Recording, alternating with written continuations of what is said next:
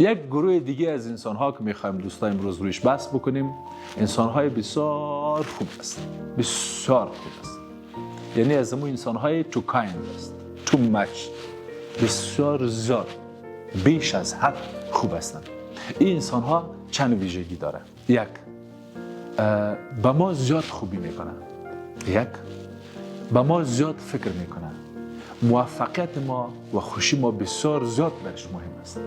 ولی یک مشکل داره یه زمان، اندکترین کار خلاف میلش که ما برش انجام بدیم به شدیدترین وضعیت اونا رو دچار ناراحتی و آشفتگی میکنن.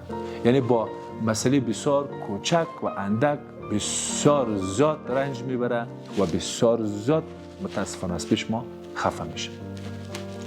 چند کار است که میشه با این اذهان ما کمک کنه. یک، این اذهان ما به تایید نیاز داره.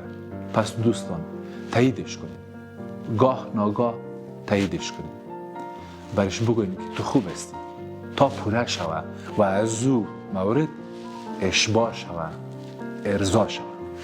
دو، دوستی خود برش نشان بدیم. اونا به شدت نیاز داره به ارتباطات و دوستی و این خوب است، مشکل نداره. به این آدما کمک کنین، دوست باشین. سوم، برشان نشان بدیم که خودشان هم ارزش داره، یعنی اهمیت داره، یعنی به خودشان هم باید فکر بکنن.